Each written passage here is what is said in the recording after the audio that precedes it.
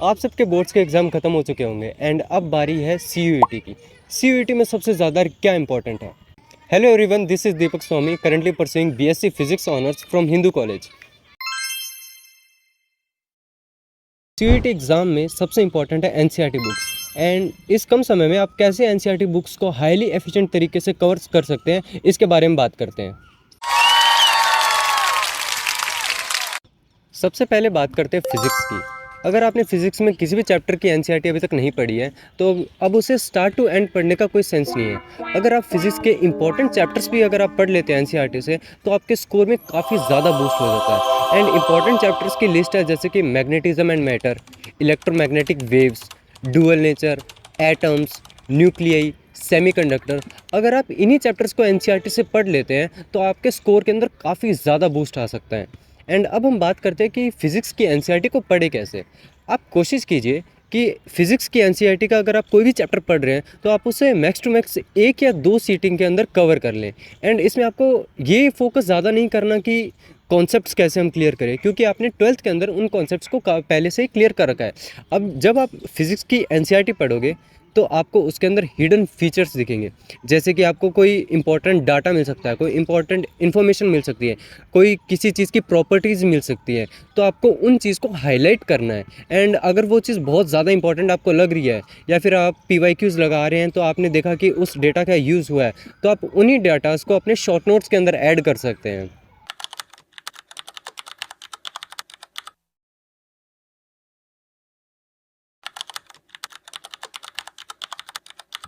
Chemistry की NCERT आपको physics की तरह नहीं पढ़नी है 1 या 2 सिटिंग के अंदर।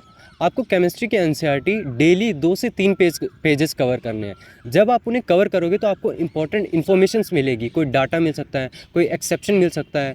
ऑर्गेनिक केमिस्ट्री की जब आप पढ़ोगे तो आपको भर भर के रिएक्शंस मिलेंगी। फिजिकल केमिस्ट्री में आपको कोई डाटा मिल सकता है। तो आप इन्हीं चीज़ों को नोट कीजिए, हाईलाइट कीजिए।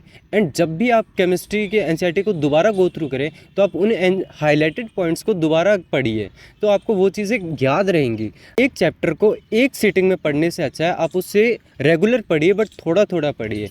अगर आपका एक चैप्टर कवर हो जाता है तो उसके बाद में आप उस चैप्टर को एक सीटिंग के अंदर पढ़ सकते हैं।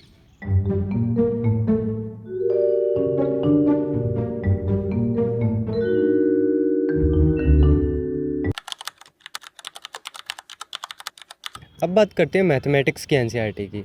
मैथमेटिक्स की NCERT की अगर आप उसे फॉलो करते हो, आप अपने वीक चैप्टर्स की NCERT को जल्दी कवर करते हो। एंड कुछ इंपॉर्टेंट चैप्टर्स जैसे कि इंटीग्रेशन, लीनियर प्रोग्रामिंग या फिर एरिया अंडर कर्व, अगर आप इन चैप्टर्स की NCERT अगर आप कवर करते हो तो आपको एग्ज़ाम के अंदर बहुत ज़्यादा फ़ायदा होगा। एंड अब बात करते हैं कि आप कैसे इन चैप्टर्स को कवर कर सकते हैं। मेरी रिकमेंडेशन ये है कि आप सबसे पहले उनके सॉल्व्ड एग्जांपल्स करिए। चैप्टर्स के अंदर जितने भी सॉल्व्ड एग्जांपल्स हैं आप उन्हें ज़रूर करिए। इसके बाद आप शिफ्ट हो जाइए आप चैप्टर की एक्सरसाइज पर। आप एक्सरसाइज का हर एक क्वेश्चन खुद से सॉल्व करने की कोशिश करिए।